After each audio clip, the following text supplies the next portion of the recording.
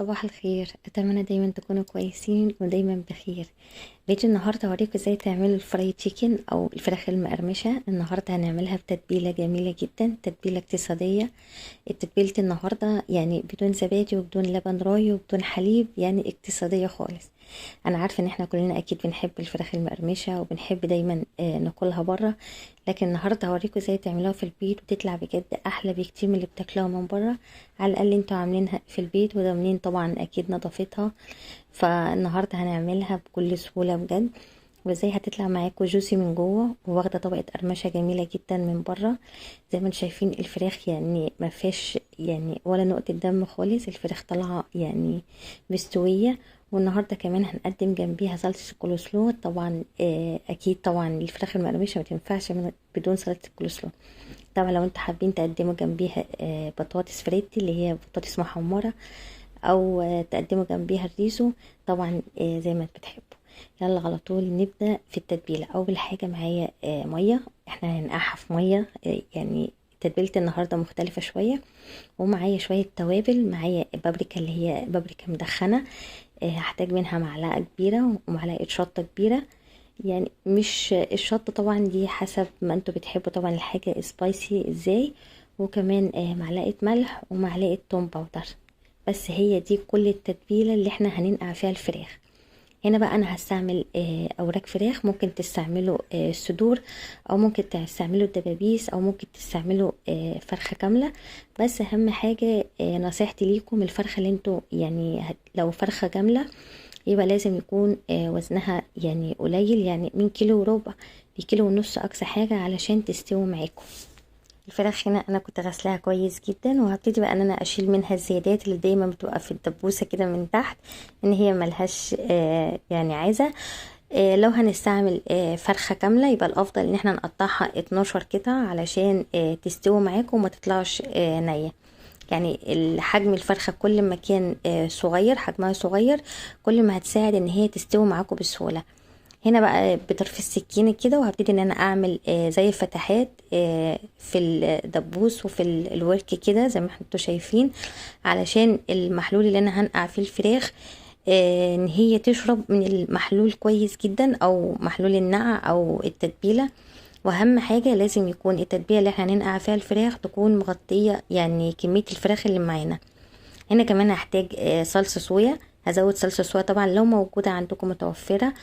اعتقد ان هي دلوقتي بقت متوفرة في اماكن كتير. هحتاج منها 5 معالق. لو موجودة مش موجودة خلاص ممكن نستغنى عنها خالص، يعني مش هتغير ولا هتقلل اي حاجة في التتبيلة بتاعتنا.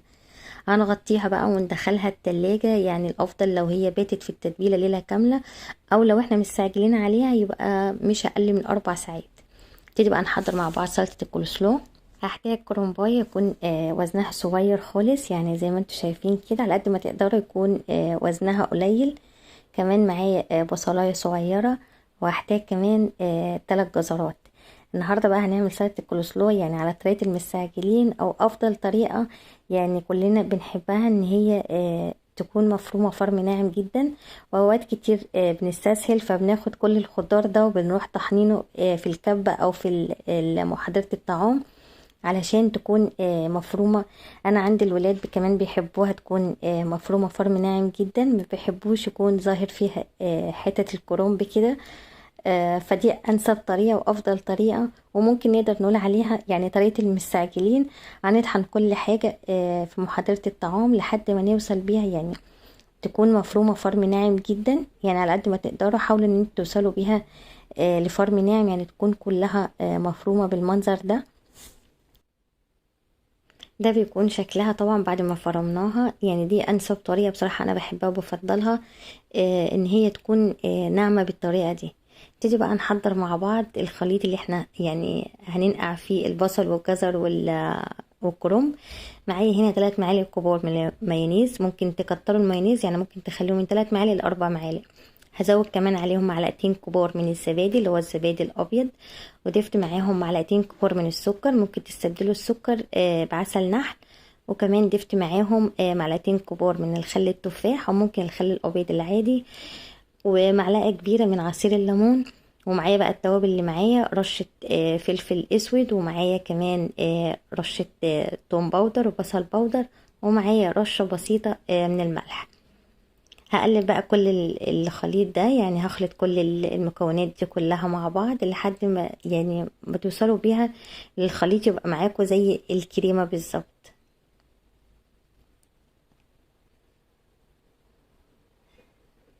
هو ده بيكون شكلها. هناخد بقى الخليط بتاعنا، هبتدي نصبه على الجزر والبصل والكرنب، وهنبتدي بقى ان احنا نسيب سلطة الكولسلو نسيبها شوية يعني في التلاجة علشان تشرب من التتبيلة دي، وان هي تستوي معاكم. يعني لازم الكرنب يستوي عشان ما تحسوش بطعم الكرنب كده يضايقكم انتوا بتاكلوه. هندخلها بقى التلاجة شوية لحد ما تشرب كويس من التتبيلة، ونبتدي بقى نطلع الفراخ بتاعتنا. هنطلعها في قلب طبق كده.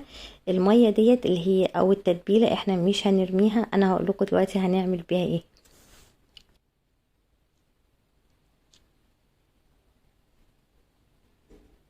نبتدي بقى نحضر الكفر الخارجي للفراخ. معايا دقيق ضفت عليهم معلقتين كبار من نشا الذرة. هنا بقى معايا التوابل، ربع معلقه صغيره من البيكنج باودر، ومعايا ربع معلقه صغيره من الملح، ممكن تزودوا الملح زي ما انتوا عايزين، ومعايا بابريكا، ومعايا توم باودر وبصل باودر، ومعايا فلفل اسود، ومعلقه كبيره من مرقه الفراخ او ممكن مرقه لحمه اللي هي المرقه الفوريه.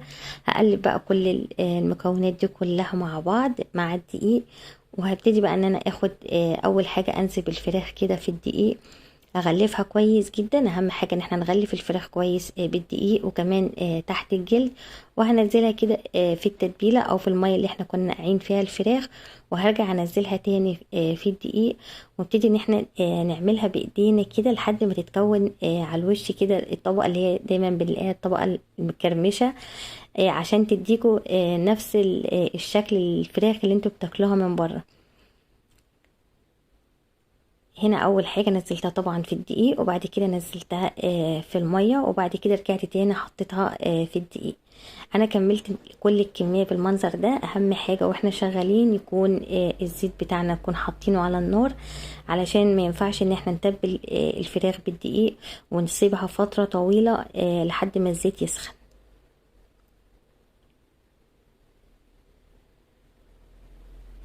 كل ما نخلص قطعتين 3 يكونوا جاهزين، ناخدهم على طول ونقليهم. يعني الافضل طبعا ان احنا ما نعملش كل الكمية بالدقيق ونسيبها فترة طويلة يعني على جنب لحد ما الزيت يسخن. لازم واحنا شغالين يكون الزيت معانا يكون سخن، ونبتدي ننزل فيه الفراخ بتاعتنا. الزيت هنا لازم يكون سخن، يعني اهم حاجة نتأكد ان الزيت سخن مش مغلي. ما نسيبوش فترة طويلة يعني لحد ما الزيت يكون مغلي، علشان الفراخ هتاخد لون على طول من بره، وهتكون لسه نية معاكم من جوه. واهم حاجة كمان يعني ممكن ننزل قطعتين او 3 اقصى حاجة علشان الزيت معاكم ما يبردش، وكمان الفراخ مش هتستوي. ده بيكون شكلها. اهم حاجة لازم يكون الزيت يعني على نار هادية، يعني يكون متوسط عشان الفراخ تاخد راحتها وتستوي معاكم. لو حسيتوا ان الفراخ لسه نية شوية ممكن تدخلوها كمان الفرن، يعني تكملوا السوا بتاعها في الفرن، يعني تسيبوها حوالي تلت ساعة او ربع ساعة. يعني لو انتوا حسيتوا ان الفراخ لسه ما استوتش كويس، نطلع بقى الفراخ على مصفى او شبكة علشان تفضل واخدة الطبقة المقرمشة من بره. وهنا كمان سلطة الكولسلو بقت جاهزة. انا سبتها شوية في التلاجة لحد ما شربت كويس من التتبيلة، وكمان الكرومب استوى. ده شكل الفراخ المقرمشه معانا او الفرايد تشيكن. بجد مش قادره اقول لكم قد ايه فعلا جميل جدا، واخد طبق كريسبي من بره، وكمان الفراخ جوسي جدا من جوه يعني مستويه خالص. والفراخ كمان شاربه كويس جدا من التتبيله، يعني زي ما انتم شايفين مستويه خالص من جوه. يعني الفراخ مستويه لونها ابيض. يعني التتبيله كمان حلوه جدا، يعني تتبيله كمان اقتصاديه، يعني حلوه كوجبه غدا او عشاء. ممكن نعملها مره واحده في الاسبوع. انا عارفه يعني ان في ناس كتير بتعمل دايت، ما بتاكلش فريت كتير، لكن ممكن نجربها مرة واحدة في الاسبوع، مش هيحصل اي حاجة. بجد جميلة جدا وطعمها بجد في منتهى الجمال. اتمنى يكون وصفتي تكون عجبتكم، واتمنى ان انتوا تجربوا وصفة النهاردة، بجد هتعجبكم جدا واحلى بكتير بكتير من اللي بتشتريها من بره. اتمنى يكون فيديو النهارده يكون عجبكم، وبألف هنا على كل اللي هيجرب وصفة النهارده، واهم حاجة ما تنسوش اللايك، واشوفكم على خير، باي باي.